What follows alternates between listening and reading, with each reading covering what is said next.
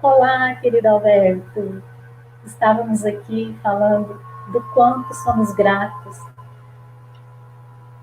de poder contar mais uma vez com você que a sua vida é uma inspiração para muitos corações, inclusive para o meu, da vivência, da real vivência do Evangelho, que é o que a gente tem buscado. E é uma alegria muito grande ter você novamente conosco no nosso 28º MECESC. Então, é com você e muito obrigada mais uma vez pelo seu carinho com a nossa casa, com o nosso evento. A alegria é minha, viu, de poder novamente voltar à cidade do alho, né? Do alho. É cenoura, alho, beterraba, tá Pois é. multiculturas. Então, é o encontro do açaí com a cebola, com o alho, com a multicultura mineira. E nós vamos ter essa oportunidade de estarmos juntos. E quero agradecer carinhosamente essa cidade que me encantou, as pessoas que me ensejaram a possibilidade de poder visitá-la, e agora o ensejo também de poder retornar a ela, trazendo reflexões que apontam na direção da amorosidade. Então, eu gostaria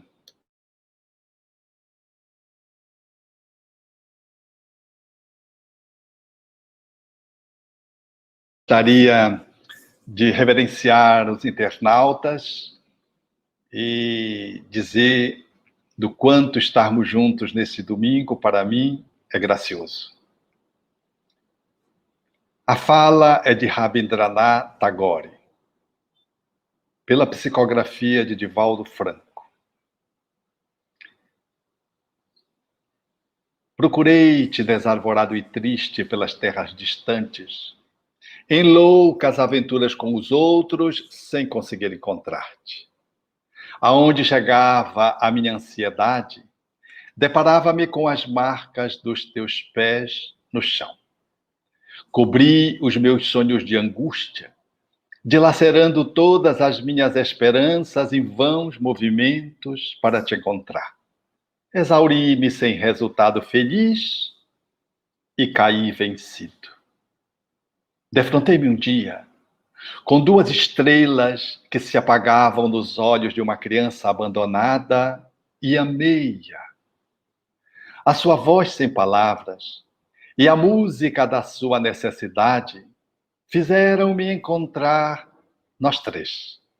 O próximo, a mim e a ti, soberano Senhor da minha vida. Não cesses de cantar, ó brisa ligeira que passeias pelo vale. Nem interrompas o teu curso, ó água transparente do regato. Toda musicalidade que embala a natureza faz-se partitura para que o cantor destrave a voz da sua garganta e inunde o mundo de harmonias. Essa, por assim dizer, é uma boa síntese que estabelece para nós uma compreensão que dá uma certa perspectiva do tudo quanto vamos dizer. Há que se estabelecer, portanto, uma compreensão fantástica de que todos os seres humanos, eu, você, todos, desejamos ser felizes. Há uma ânsia pela felicidade comum a todas as criaturas humanas. Desejamos, portanto, usufruir desse estado natural de plenitude interna, nada obstante, às vezes, estejamos com uma doença muito grave. Quando uma pessoa com câncer, por exemplo, avançado, se lhe pergunta o que você gostaria, ela talvez diga, eu gostaria de viver mais um pouco. Mas pelo que você gostaria de viver mais um pouco? Eu gostaria de trabalhar um pouco mais. Mas pelo que você gostaria? Eu gostaria de deixar algumas coisas a mais para o meu neto. Ir atendendo o seu neto, podendo trabalhar um pouco mais, o que você gostaria? Eu gostaria de que ele passasse menos dificuldades. E se ele passasse menos dificuldades, como isso é que seria para você? Se ele passasse por menos dificuldades, eu ficaria feliz. No fundo, no fundo, todas as pessoas desejam a felicidade. Mesmo que a primeira resposta, elas não tragam a felicidade, mas há um meta-objetivo que vai se alcançando como quem escala uma montanha, e o topo é a felicidade.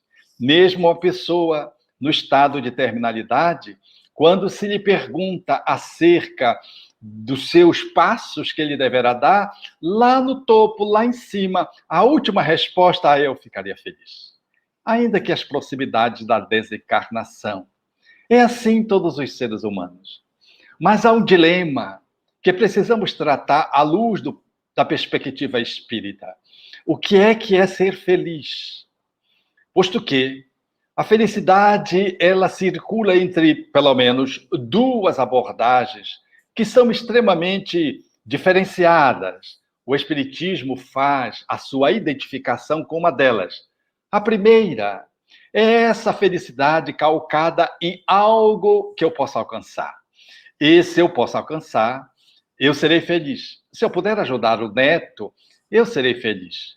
Nós colocamos a felicidade centrada nessa manifestação egodistônica, ou, preferencialmente, egóica, que a princípio pode não apresentar nenhuma distonia, mas é uma felicidade distônica. E eu já vou explicar o que é isso. É uma felicidade que está centrada dentro de uma manifestação do ego que não tem sustentação, que não tem durabilidade. Há uma expectativa de ser feliz em função de algo que eu vou alcançar. Para que eu possa ser feliz, eu tenho que estabelecer uma relação que me enseje um porquê. Tem sempre um porquê para que eu alcance a felicidade. Quando eu não tenho esse porquê, eu sou infeliz. Então, se pergunta, o que você quer para ser feliz? Eu queria ter saúde. É a pessoa que não tem. O que você queria para ter felicidade? O outro diz, eu queria ter minha casa própria. O outro diz, eu queria ficar bom dessa agonia que eu sinto todas as vezes que eu experimento a menstruação, diz uma mulher. Outro diz, eu gostaria de ser feliz se eu me formar. Se eu me formar. O outro diz, o trabalho. Outro diz, quando eu fizer uma viagem internacional, que eu tenho tanta vontade de fazê-la, conhecer tal ou tal país, ou tais países. São pessoas que dispõem do desejo de ser feliz a partir de algo que elas estabelecem como o porquê para serem felizes. Se alcançarem, serão felizes. Se não alcançarem, necessariamente, a infelicidade será o resultado dessa caminhada. Todas as vezes que nós fazemos isso, é a felicidade do ego. A felicidade do ego, ela é heterocentrada, ou seja, ela está sempre fora, ela está sempre em algo ou alguém. Muitas pessoas dizem assim, eu vou ser feliz quando encontrar o meu grande amor. Se não encontrar o grande amor, vai ser infeliz. Eu vou ser feliz quando puder ser mãe. E a pessoa, se não consegue ser mãe, não conseguirá lograr a felicidade. Vejam que essa felicidade, ela está centrada num objetivo externo. Eu sou feliz e para ser feliz, eu tenho que dispor, alcançar algo ou alguém. É uma felicidade que tem um porquê. Há que se ter um porquê. Se não se tem o porquê, não se consegue lograr, estabelecer a felicidade. É necessário, portanto, que se conceba a felicidade como um processo que se estabelece a partir de alcance de um objetivo externo. É a felicidade egocentrada, está centrada no ego, que sempre precisa de alguma coisa fora, externa, exterior para ser feliz. Essa felicidade é a felicidade claudicante, flutuante, instável, que faz parte da maioria da humanidade, a tal ponto de se dizer que não se consegue ser feliz perenemente. Tem-se momentos de felicidade. Alcança-se a felicidade, mas não consegue se sustentar a felicidade. A felicidade é algo fugidio, instável, que passa. E assim, nós somos condenados a sermos infelizes, segundo essa abordagem filosófica, essa concepção de felicidade. A felicidade do ego, portanto, é exatamente aquela do pai, que detendo o filho, pode assinalar dizendo que ele é feliz porque tem o filho. Mas o filho reclama-lhe de algo, ele tem que atender às necessidades do filho. Então, ele suplica a Deus que lhe dê das concessões para que atenda às necessidades do filho. E o filho quer um cavalo. Ele compra o cavalo, o filho fica feliz porque ele comprou o cavalo. E ele fica feliz porque o filho está feliz. Mas o cavalo foge e dispersa-se no meio da floresta. O filho fica infeliz. E o pai fica infeliz porque o filho ficou infeliz por ter perdido o cavalo. 3 dias depois, o cavalo volta com 2 outros cavalos selvagens. O filho fica exultante, não porque só o cavalo voltou, mas porque trouxe 2 a mais. O pai fica feliz com a felicidade do filho. Então o filho vai cavalgar o cavalo selvagem. E quando cavalga o cavalo selvagem, numa tentativa, ele faz uma movimentação, o cavalo está indócil, ele tomba, quebra a perna. O filho fica infeliz porque quebrou a perna, e o pai fica infeliz porque o filho quebrou a perna. É a pessoa, portanto, que comunga a infelicidade do filho. Logo declara-se uma guerra. Quando declara-se uma guerra, o filho que está com a perna quebrada não pode ir à guerra porque está com a perna quebrada. Então o filho fica feliz porque não vai à guerra. E o pai fica feliz porque o filho está feliz por não ir à guerra. Vejam que é a felicidade da gangorra. Ora eu estou, ora eu não estou. Ora eu estou, ora eu não estou. Essa é a felicidade egocentrada.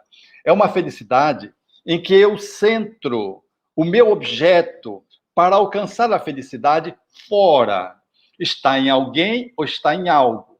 O garoto era feliz dependendo da circunstância. Se tinha um cavalo, se não tinha, se fugiu, era infeliz, se voltava com 12, era feliz, se cavalgava, era feliz, se caía e quebrava a perna, ele infeliz, se declarava-se a guerra, ele não pudesse ir para a guerra, ele se tornava feliz novamente, e o pai acompanhava o filho, porque muitos de nós somos felizes porque o outro é feliz, não porque a gente é feliz. Se o outro está infeliz, a gente fica infeliz.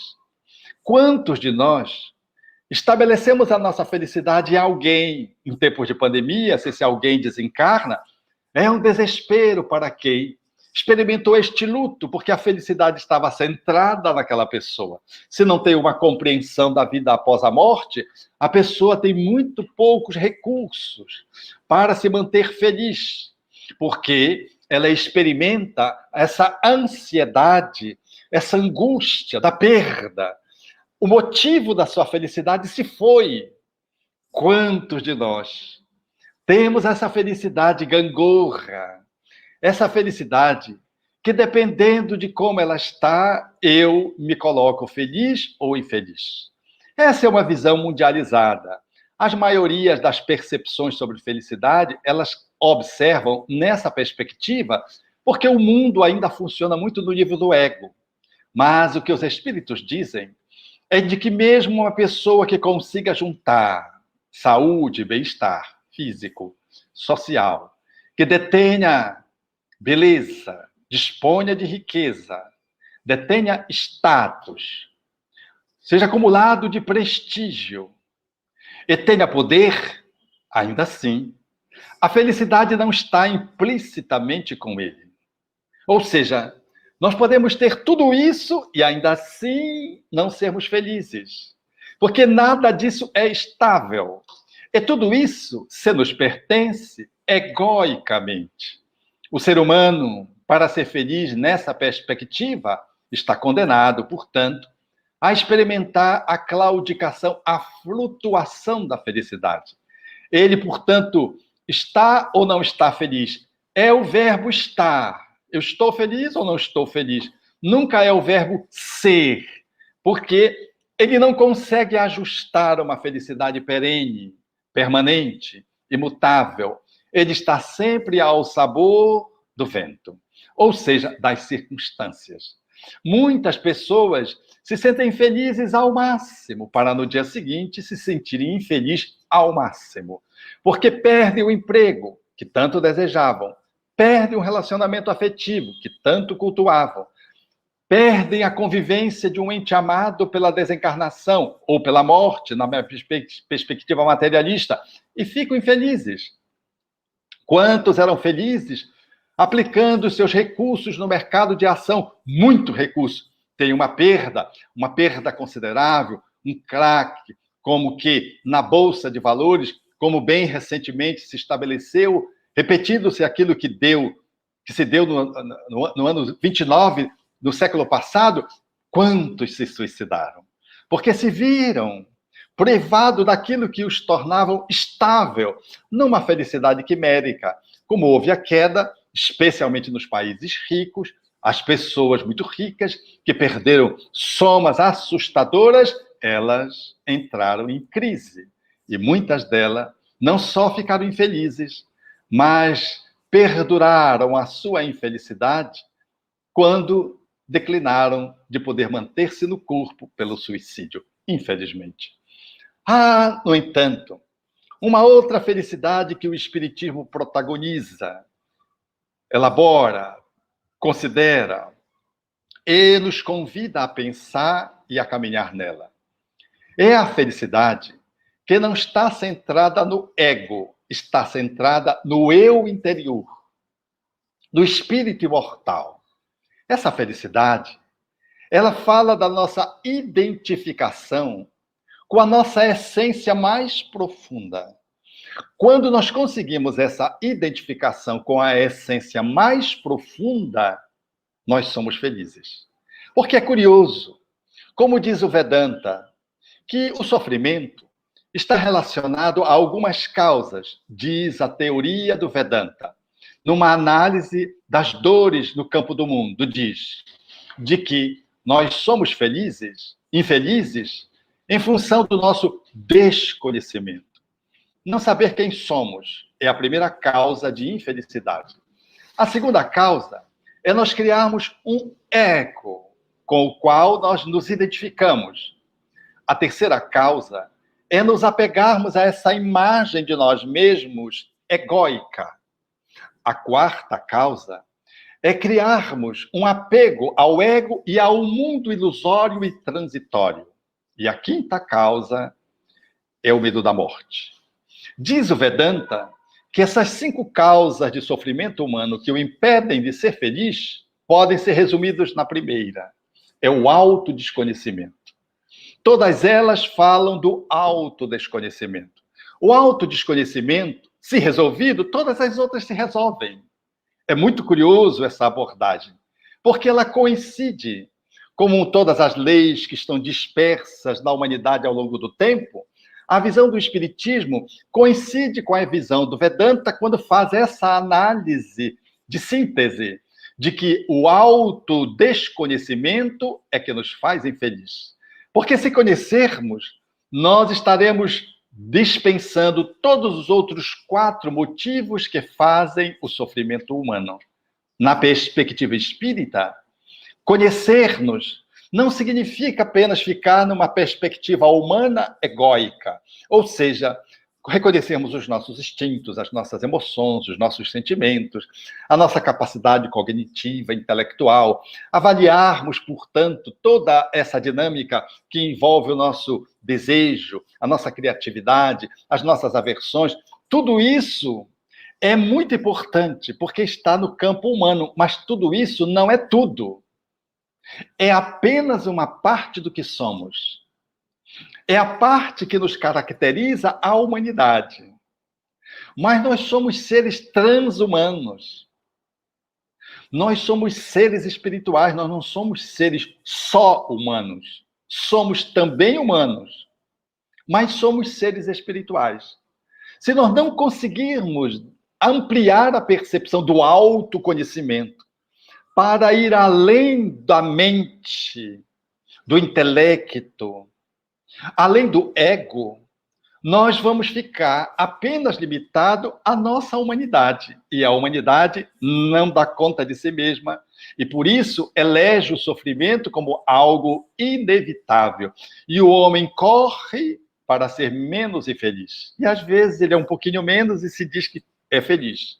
É por isso que as psicologias, de um modo geral, elas focam no sofrimento e dizem que o ser humano é um ser condenado à angústia. E por isso, tratar-se significa dizer diminuir a angústia, essa ansiedade existencial, para poder desfrutar de algum conforto. E esse conforto, ele é conseguido a pequenos intervalos, e por isso a felicidade são esses pequenos intervalos. Na perspectiva espiritista, no entanto, o nosso olhar ousado, é verdade, traz-nos para um outro caminho, essa outra via, a via de que a felicidade, ela não deve estar circunscrita, adstrita e limitada ao ego, ao humano. Ela precisa ser mais ousada. Ela precisa ser mais grandiosa. Ela precisa estar no nível mais profundo. É o profundo daquilo que somos.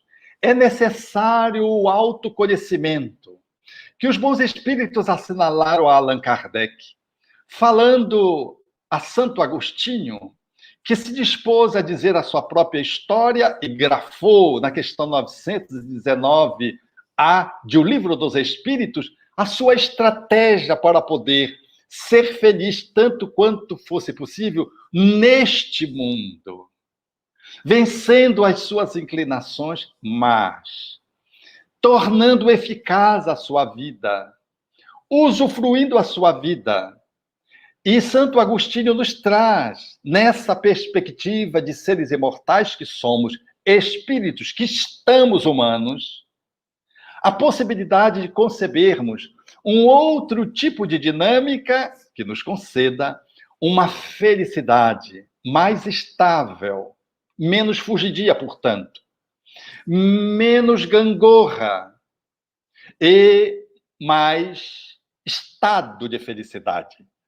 O estado de felicidade como uma condição de alma e não do ego. Esse olhar é, de fato, um olhar ousado. Mas ele é velho, ele não é novo.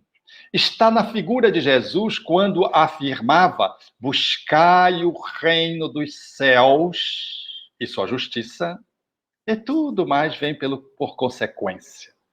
Aí está a chave para entendermos esse caminho que o Espiritismo elabora com grande beleza e profundidade.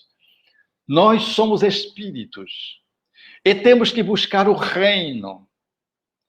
Em buscando o reino, tudo mais é consequência. Ou seja, quando nós buscamos o reino, nós encontramos a divindade.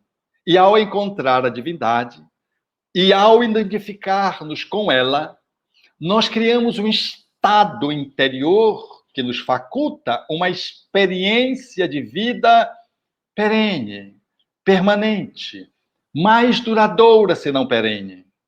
Ou seja, ao invés de buscarmos algo para sermos felizes, nós nos buscamos para ser feliz. A felicidade não está em algo que eu alcanço. Está em mim quando sou o ser divino que sou. É bem diferente.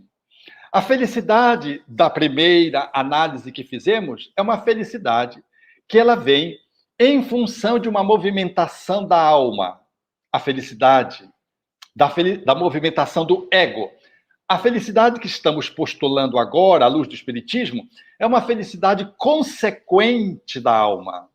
Ser feliz é uma consequência.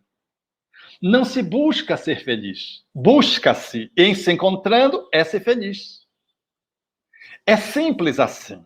Pode parecer um jogo de palavras, mas não é. Quando nós mergulhamos na luz, acabou a sombra. Como consequência, acaba o sofrimento.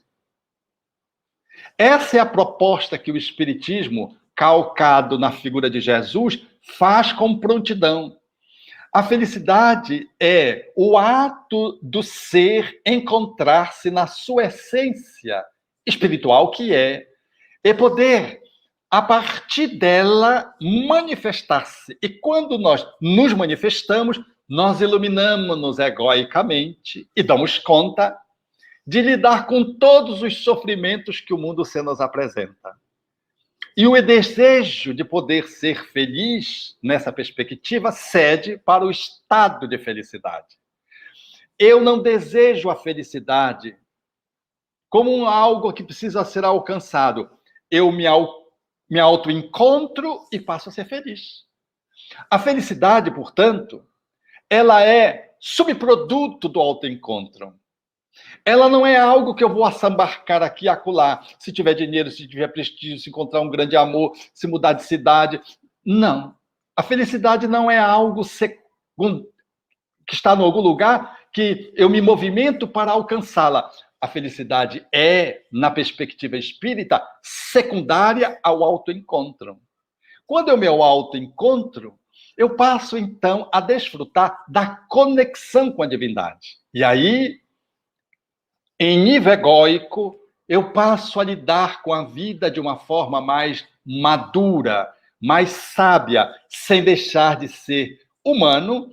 Eu, no entanto, sou vitalizado pela minha espiritualidade profunda e passo a me comportar de uma forma diferente. Eu estou longe de buscar aquela felicidade momento. Eu passo a desfrutar de uma caminhada que pode apresentar ondas mais altas, mais baixas, circunstâncias mais favoráveis ou menos favoráveis, mas que eu passo a lidar de uma forma diferenciada. O que me torna feliz não é eu estar alegre, e infeliz eu estar triste. Para essa abordagem de felicidade, o que me torna feliz é eu estar conectado com Deus, e Deus, como é amor, conectado ao amor, eu vivo a amorosidade. Seja na alegria, celebrando, seja na tristeza, aprendendo. É assim que a felicidade vai se compondo nessa perspectiva espírita. Eu me coloco no mundo, portanto, vinculado, ungido à amorosidade divina, e faço o enfrentamento das situações que são adversas ou que são favoráveis. O que me torna feliz não são as situações externas, são a forma como eu lido com essas situações externas. Então, se eu amanheço e está chovendo demasiadamente, eu vou aprender a lidar com a chuva quando ela é demasiada. Mas se eu amanheço, está um sol dourado, temperatura agradável e tudo flui, eu desfruto desse movimento.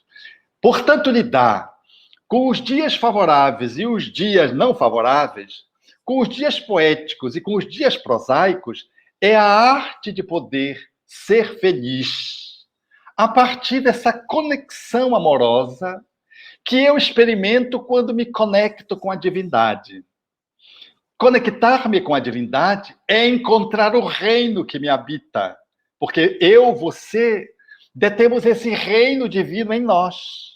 O que ensejou Jesus falar ao fariseu, que era uma pessoa de conduta reprochável, hipócrita, dizendo: o reino dos céus está dentro de vós. Como estava dentro de vós? Sim, estava dentro dele. Era que o fariseu estava desconectado. Era um homem explorador, hipócrita, vivia de aparências. Mas Jesus dizia: se tu quiseres, tu podes ir lá para dentro e te conectar com o divino e sair desse ego imaturo, sofrível, que faz os outros sofrer, esse ego hipertrofiado, atrapalhado, doente. Era, numa linguagem atual, o que Jesus diria, por assim dizer, traduzindo em miúdos. Então, ser feliz é a capacidade que nós temos de estar conectados com a divindade. E quando estamos conectados com a divindade, estamos conectados com o amor e com os atributos que identificam a natureza divina. Então, nós não nos apegamos a nada, como se apega quando se está só no nível egóico. Nós não nos identificamos com o mundo transitório que o mundo é, porque nós sabemos que ele é transitório. E nem nos apegamos a ele. A morte, que representa o pano de fundo de todos os medos, não passa a ser agora algo como um portal. Não é mais, portanto, esse ser absolutamente abjeto, indesejável, repugnante, que vai tragar a mim ou aos meus entes amados. Não, é um portal, é uma passagem, através da qual eu acesso uma outra dimensão, porque a vida é perene, ela não tem fim. Então, a perspectiva de se colocar nesse lugar dá-me uma estabilidade para lidar com os momentos bons e com os momentos ruins. Mas não existe nenhum momento feliz e infeliz. A felicidade é um estado interior na forma como eu lido com o externo. Então, diante das situações favoráveis, eu desfruto. Diante das situações desfavoráveis, eu ressignifico e passo a aprender com essas situações. É como se deu, certa feita, com uma enchente que houve no Rio do Paraná. E eu assisti a essa reportagem, e o repórter entrevistava duas pessoas. Parece que ele deve ter feito isso intencionalmente, as duas pessoas a serem entrevistadas. Porque ele entrevistou a primeira chorava copiosamente e dizia: foram 30 anos do meu trabalho, tinha levado à casa dela. E ela chorava desesperada. Depois ele entrevistou uma outra, num segundo momento, após a primeira. E a pessoa disse exatamente a mesma coisa. Foram 30 anos do meu trabalho, mas eu estou viva, graças a Deus. A primeira chorava, repudiava a enchente. A segunda louvava a Deus porque a enchente levou a casa, mas não levou o seu corpo, e agradecia a divindade. Essa é a arte de ressignificar. Quando nós estamos conectados à divindade, as situações ditas negativas, elas acontecem porque elas fazem parte da vida, que geram angústia, depressão, ansiedade, tristeza, revolta, violência no mundo, elas existem. Mas se estivermos conectados com o reino que nos habita, com o espírito imortal que somos, que os espíritos definiram Allan Kardec como a centelha, o clarão, nós saberemos fazer o enfrentamento de todas as negatividades, sem perder o elan da conexão com o divino e o amor que nos une. Não é que a gente vai ser sadomasoquista e vai adorar o sofrimento dos outros, o nosso, não é isso. É que nós entendemos o valor do sofrimento. Entendemos que o sofrimento tem o objetivo de ensinar. Temos que aprender. E transformamos todas as negatividades em espaços, lições para o nosso aprendizado. A vida, então, passa a ser mais estável, porque não existe inferno. Existem situações infernais para quem se coloca como tal, no inferno. Mas uma situação, por mais desastrosa, que leve a minha casa de 30 anos de trabalho, pode ser motivo para eu louvar Deus, porque eu estou aqui no corpo. E se levasse o meu corpo, alguém pode estar perguntando, levaria o meu corpo e eu louvaria a Deus, porque chegou a minha hora e eu pude ir com a natureza, saindo-me do corpo com a consciência daquele que viveu o amor, porque viveu conectado com a divindade, consciência tranquila, que foi a definição que os espíritos disseram a Allan Kardec de felicidade relativa que poderíamos alcançar na Terra, quando propôs na questão 940, dizendo que a felicidade na Terra, ela poderia ser conquistada pela consciência tranquila, não é pura, é consciência tranquila, consciência em paz, e pelo atendimento das necessidades materiais. Se tivéssemos isso, não precisaríamos de mais nada para ser feliz. Ou seja, se tivéssemos o atendimento das nossas necessidades fundamentais atendidas, e se pudéssemos estar em paz conosco mesmos, diante da vida, estaríamos felizes perenemente. E é essa a proposta do Espiritismo, de que possamos ter paz.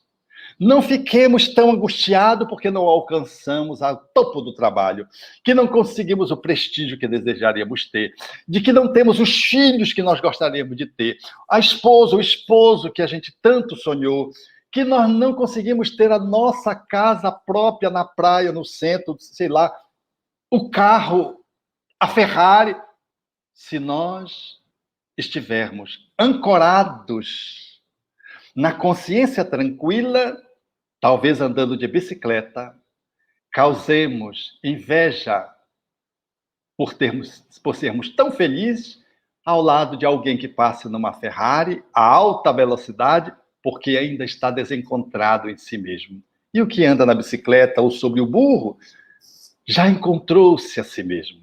E sabe que a felicidade não é estar dentro de um carro ou sentado num burro, é estar conectado com o divino.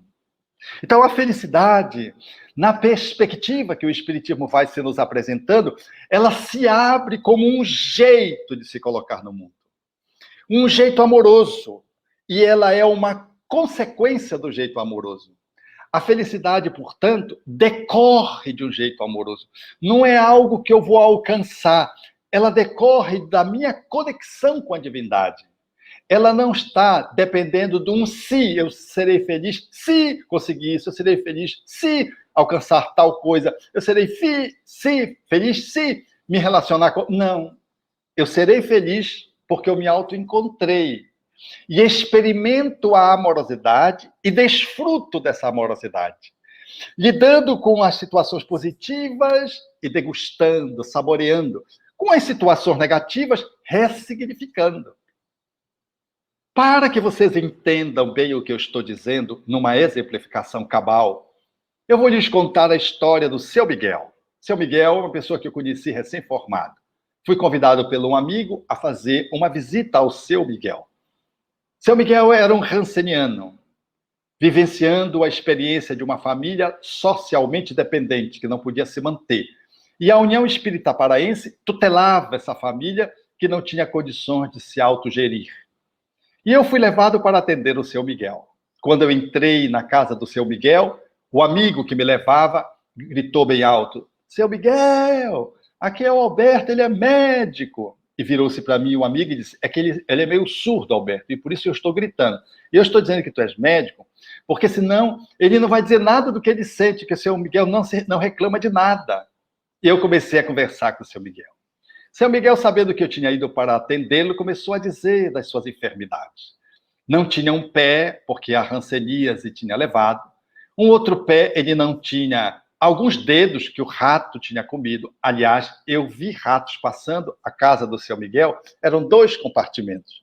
Me estranhou quando eu cheguei na casa do Seu Miguel, porque tinha uma senhora sentada, apoiada numa janela, nessa postura, olhando para o horizonte. Nós a cumprimentamos, mas ela não respondeu. Eu achei estranho aquela atitude. E ela olhava para o infinito. A casa do Seu Miguel, portanto, situada dentro de uma invasão, estava com essas características que eu estou acabando de delinear. 2 dedos do Seu Miguel, do único pé que ele tinha sido comido pelo rato. E ele começou a falar da erisipela, que alcançava a perna que estava com o pé. Começou a falar dessa inflamação.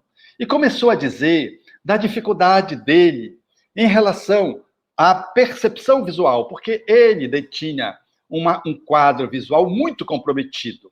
Não enxergava direito e sentia muita coceira. E como ele tinha ranceníase, ele tinha uma perda da sensibilidade. Sem olhar direito, ele se coçava demasiadamente, feria. Mas Seu Miguel tinha diabetes, e como tinha diabetes, que favoreceu a perda do pé, ele se feria e os ferimentos não cicatrizavam. O que mais, Seu Miguel? Seu Miguel falou da verminose e descreveu os sintomas que ele tinha, que eram compatíveis com a verminose. O que mais, Seu Miguel? Eu tenho pressão alta, que me dá dor de cabeça. O que mais, Seu Miguel? Como chove muito aqui, Belém do Pará é um lugar que chove muito, a umidade é alta. Eu tenho asma, então quando chove menos eu fico melhor, mas quando chove muito eu tenho asma. Seu Miguel era só sofrimento. Imagine as patologias todas de um compêndio resumidas num homem. Assim era Seu Miguel. Mas como meu amigo já tinha falado acerca da conduta do Seu Miguel, eu então, fustigado pela uma curiosidade científica, e espírita, disse ao seu Miguel: como é que você se sente, seu Miguel? Quer dizer, é uma pergunta que não faz sentido. Uma pessoa que tem erisipela, verminose, diabetes, pressão alta, que tem dor de cabeça, que tem asma, que não tinha um pé, que tem hanseníase, o que é que você pergunta? Que não ouve direito, o que é que você pergunta? Como essa pessoa se sente? E seu Miguel disse-me assim, eu nunca esqueço: ah, doutor, depois desses 6 últimos anos que começou a vir esses sofrimentos, quer dizer, aí ele tentou encontrar uma outra palavra. Ele não queria dizer sofrimento, que era sofrimento. Ele queria encontrar uma outra palavra e não encontrou. E ele então continuou dizendo: quando eu perdi a minha filha, que era enfermeira e que sustentava a nossa família, ela morreu atropelada, eu tenho me sentido muito ruim porque eu quero ter forças para trabalhar. Seu Miguel avançava os anos de 70 anos, era beirando o octogenário. E seu Miguel, então, começou a dizer que precisava trabalhar. E ele disse-me assim: eu preciso trabalhar porque a minha filha, que sustentava há 6 anos, faleceu de acidente de carro, foi atropelada. E a outra filha minha está com câncer. Era uma outra que gemia na sala primeira, no primeiro compartimento, que gemia deitada numa rede quando nós entramos. E ele disse: e a minha esposa é esquizofrênica, era aquela que estava na janela, sentada, olhando para o horizonte, como se estivesse orando, estava em surto.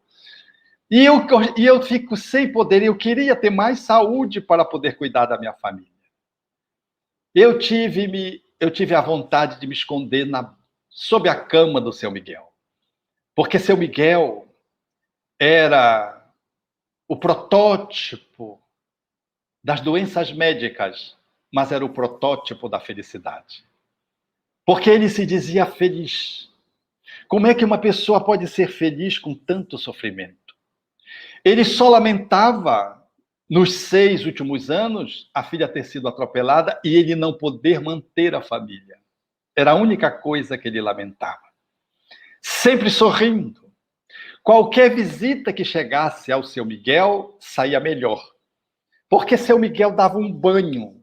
Então, na União Espírita Paraense, esse povo que vem reclamando que está com dor na coluna, que tem um calo no pé, que tem uma coceira na mão, e essas pessoas que às vezes estão procurando doenças, os companheiros às vezes levavam para uma visita fraterna, colocava lá com seu Miguel e a pessoa saía curada, com vergonha de estar reclamando de um calo no pé, uma coceira na mão. Era de envergonhar, porque o seu Miguel, sendo tudo que era em termos físicos, ele era por dentro uma alma feliz. Ele era espírita. E tinha uma profunda compreensão de todos os dramas que ele vivia como processos redentores expiatórios. E quando era visitado, sempre aconselhava as pessoas que, sentado sobre a sua caminha, quando a sua voz saía, era para cantar a vida e jamais para lamentar a dor própria, para revoltar-se contra a divindade, para mostrar o quanto a vida é difícil, infeliz, intratável, cruel. Não. Todos, depois que visitavam o seu Miguel, queriam voltar a visitar o seu Miguel. Não é para atender o seu Miguel, é para serem atendidos. Porque o feliz era o seu Miguel, que tirava-nos, aqueles que visitaríamos o seu Miguel à época, desse lugar do ego, dessa identificação com essa imagem daquilo que somos. Nós não somos só isso. É verdade que nós temos muita encrenca, mas não somos só isso, nós não somos esse corpo que a gente reclama de que ele é feio, de que ele é alto, de que ele é baixo, de que ele é gordo, de que ele é torto. Nós não somos só aquela pessoa que não alcançou o status profissional que gostaríamos de alcançar. Nós não somos aquela pessoa que não conseguiu formar uma família como gostaríamos de formar. Nós somos espíritos. Estamos reencarnados para aprender com o corpo torto, com a profissão que nós não conseguimos chegar lá, com o familiar que foi cedo pela morte tomado, pela esposa, o esposo difícil. Nós viemos para aprender reencarnando onde reencarnamos, em Belém do Pará, em São Gotardo, enfim. Nós viemos para aprender com o sofrimento e não para rejeitarmos a vida, não para declinarmos de encontrar as lições em cada negatividade que se nos alcance. Não é que devamos enaltecer e cultuar o sofrimento, porque a vida não nos economiza, mas é também para que não rejeitemos a dor se ela chegar à nossa porta. Se ela chegar das nossas entranhas corpóreas, se ela chegar no conflito social, se ela chegar, a gente abre, aprende com o que precisamos aprender e deixa ela ir embora. Essa é a arte de ser feliz. Essa é a arte de ser feliz, porque esse é o manejo do amor. O amor é a centralidade da felicidade. E a centralidade da felicidade é o amor, porque você está em conexão com o reino, conectado com a divindade. E conectado com a divindade, você nutre energia para lidar com tudo e com todos. Você sabe qual é o lugar mais seguro quando vem um furacão, um tufão? O lugar mais seguro é o centro do vulcão. É o centro do furacão. Aonde há uma paz perene, porque ele gira na sua movimentação e o centro tem um silêncio. Nós precisamos nos ancorar no centro de nós mesmos, aonde há paz, tranquilidade, aonde há o reino, a conexão com a divindade. Quando nós nos conectamos, todo estrago que pode vir de fora, nós sabemos enfrentar, porque temos maturidade para fazê-lo. Compreendemos que, conectado com o divino, no exercício da nossa amorosidade, nós vamos amar até o inimigo. Na proposição de Jesus, quem está conectado com Deus é convidado a amar até o inimigo. Quando ele revolucionou no seu tempo, dizendo-nos que a felicidade é o amor. Por isso, quando o peregrino buscava em vão a divindade no mundo material ilusório, buscava felicidade na fantasia que o ego proporciona, nas máscaras sociais, quando o peregrino ansiava encontrar a felicidade através dessas coisas, dessas circunstâncias, e apenas tinha sofrimento, nós vamos entender que ele só logrou alcançar o status da felicidade quando ele encontrou o amor, que se revelou no encontro com o outro, aonde ele descobriu os três, ele, o outro e Deus. É nesse ponto de encontro com Deus, através do amor, que a vida se revela, se renova, como do seu Miguel, que depois que desencarnou, comunicou-se na reunião mediúnica da União Espírita Paraense, era um facho de luz, abundante, que o médium tinha dificuldade de identificar os contornos da sua fisionomia perispiritual. Tanta luz que o seu Miguel exalava. Desfrutando agora o resultado de toda uma trajetória, mas que ele já usufruía, ainda que em plena zona de sofrimento. Você é feliz, seu Miguel? E ele, então, haveria de dizer que depois dos 6 anos que veio o sofrimento e tentava encontrar uma palavra para substituir o sofrimento, porque ele se considerava feliz. Eu, jovem, médico, recém-formado, fiquei profundamente constrangido diante daquele banho de luz e me senti qual todos os outros que eram levados pela assistência social da União Espírita Paraense para receber um banho do seu Miguel. Mas naquele dia eu era o doutor. Eu era doutor de corpos. Seu Miguel era o doutor da alma.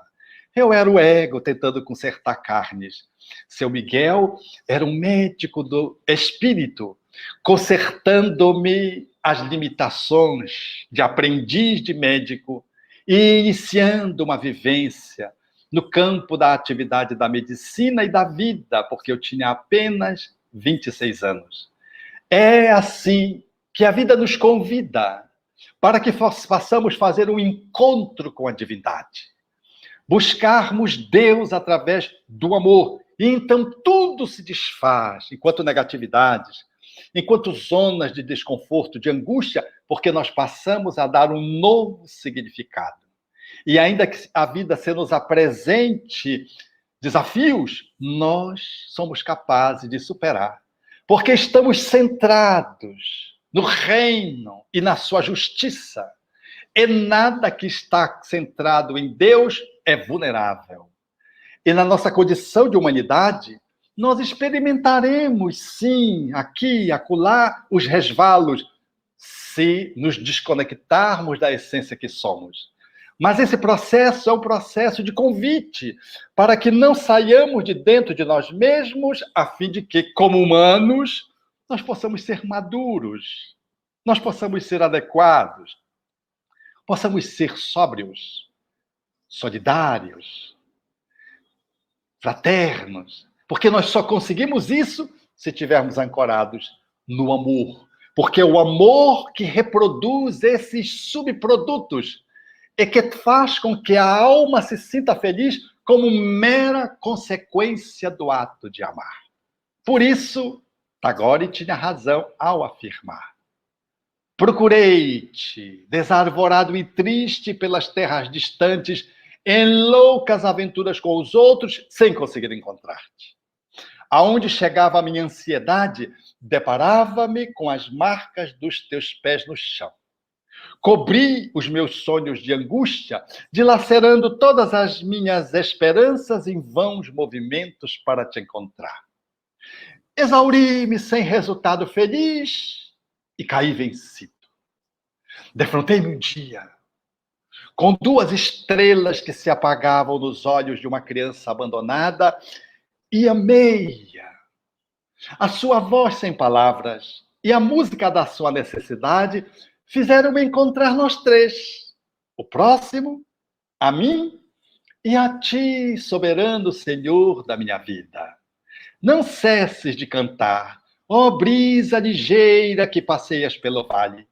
Nem interrompas o teu curso, ó água transparente do regato.